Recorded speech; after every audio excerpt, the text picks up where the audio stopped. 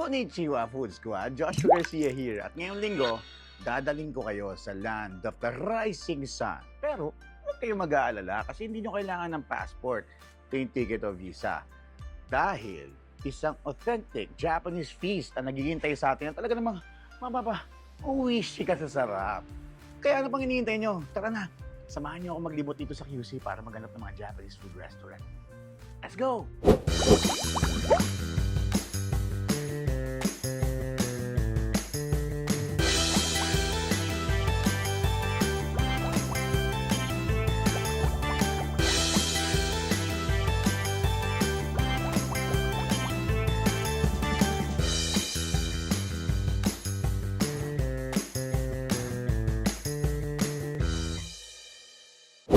Food Squad, alam nyo ba kung paano nagsimulang sumikat sa Pilipinas ang mga Japanese restaurant? Noong panahon ng Japanese occupation of the Philippines sa ilalim ng World War II, maraming Pilipino ang nakaranas ng hirap at pagdurusa dahil sa pananakop ng bansang Japan. Pero paglipas ng mga dekada, unti-unti ring nabago ang ugnayan ng Pilipinas at ng Japan.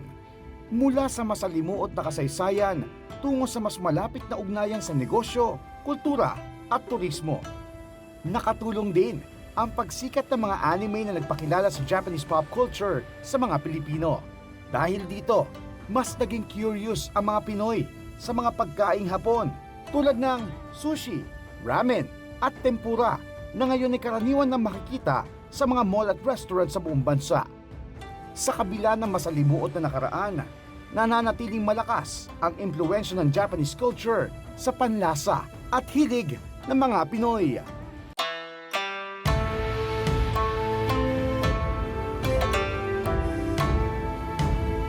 Eto na, Food Squad. Ready na ba kayong makatikim ng authentic Japanese food? Hindi lang food, pati na rin Japanese experience. Kaya ano pang hinihintay nyo? Tara na.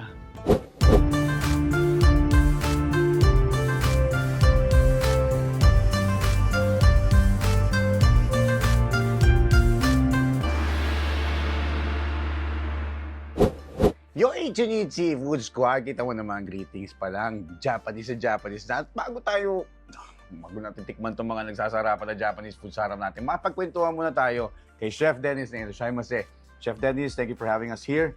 Sir, kwentuhan mo muna kami, Chef. Paano ba nagsimula lahat? Actually, we're just planning a small business lang Okay. before. Hindi namin nakakalain na magkakaroon kami ng second branch. Okay. Well, ang tanong ng karamihan lagi sa Japanese food, dapat authentic eh. Yes. So, paano natin sinisigurado na authentic yung lasa ng Japanese? Actually, we're using the authentic ingredients like Yun. yung mga Japanese item namin. Imported siya. Japanese item talaga. Hindi namin ginagamitan ng mga alternatives. Kaya masisecured namin na we're all using authentic and then we're serving authentic Japanese dishes din. And then, aside from that, meron din syempre, of course, may mga fusion dish tayo. Yun, ito na. Ito na, narinig yun, Food Squad, fusion. Ibig may sabihin, meron konting twist. Mga mix and match. Okay. So, simulan natin doon sa fusion na yun. Ano ba yung pinag-uusapan na fusion? Ano ba yung sinasabi mo, Chef, na fusion? Like this one, we have creamy pesto ramen. Pesto from Western dishes, right? So ito kasi, creamy pesto ramen, kinumbay namin sa Japanese. Chef, saluhan mo ako. Tingnan natin itong fresh noodles, itong pesto ramen. Alright.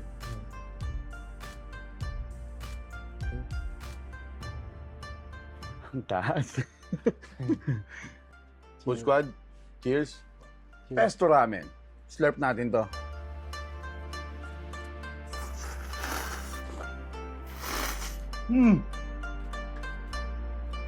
Tender yung noodles. Hindi siya overcook, hindi malambot. Meron kasing ramen na doon nagkakatalo eh. Minsan deal breaker yung noodles eh. Kailangan medyo parang, kumbaga sa pasta, dapat Al dente. al dente. Amo naman alam ni Chef ko. Next, anong pwede natin isunod? Dito naman sa mga sushi natin. Itong Hiroshimasu roll, ito yung trademark roll namin. Trademark maki. So, may 7 flavors siya na magbe-burst sa bibig mo. 7 flavors. Magbe-burst yan sa bibig mo. Tikman natin kung magbe-burst yung 7 flavors. Full Squad, Hiroshima's rolls. Ha?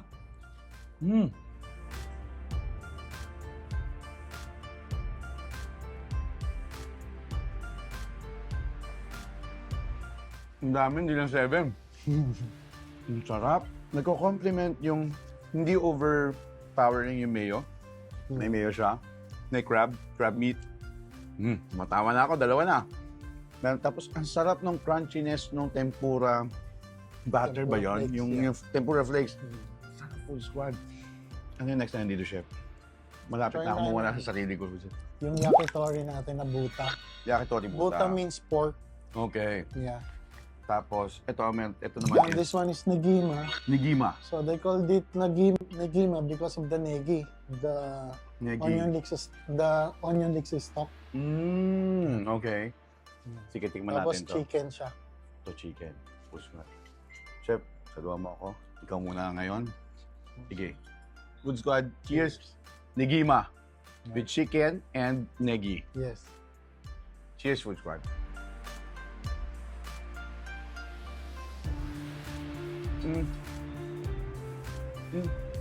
Lasa mo yung pagkakagrill ng chicken.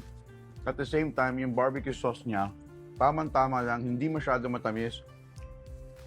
Nag-compliment din yung sesame seeds. Tama ba? May sesame seeds. Yes. Tapos yung negi, yung onion leeks. Onion leek.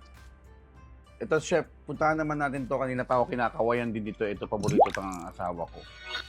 Ebi tempura. Na paborito ko na rin. Ebi tempura. Yeah. Ebi, tikman na natin yan.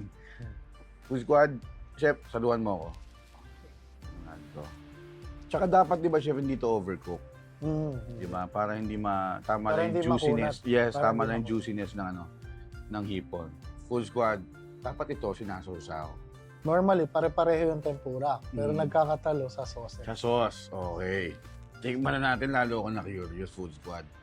Ebi tempura. Cheers. Cheers, chef. Narinig niyo yun? Ako din.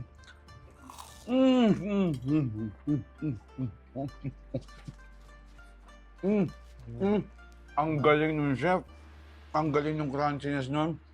Ang lambot ng hipon. The food, doon kasi kilala din ng Japanese eh. Yung pagiging meticuloso nila, hindi lang doon sa pagkain, kundi doon sa proseso kung paano piniprepare ang pagkain. Tama ba, chef? Tama. Kailangan makuha mo yon para makuha mo yung legitimate or yung authentic experience Yes. sa Japanese food.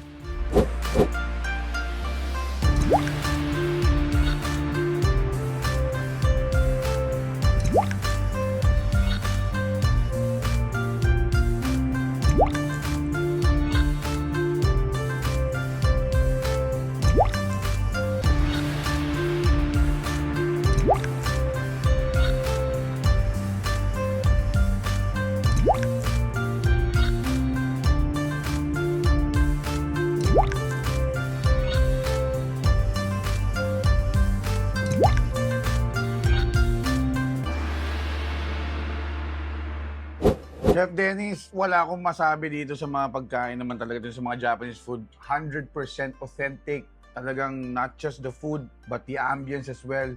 Legitimate experience. Japanese experience. Kaya huwag nyo nang palampasin. Bisitahin nyo na dito si Chef Dennis. Thank you so much for having us here. I had a Thank you, blast. sir. Sa sarap, tamang-tama yung lasa. Naku, wala na akong masabi. Naubusan na ako. Pero, wag kayong aalis. Kasi may pupuntahan pa tayong isa. Mamaya yan. Dito lang sa It's Fun! Sa aming pagbabalik, premium Wagyu Japanese dishes naman ang ating titikman sa pagbabalik ng It's Fun! Wag me, wagas, wag you. Kita mo malambot din yung burger steak kahit no look pa yan. Oh.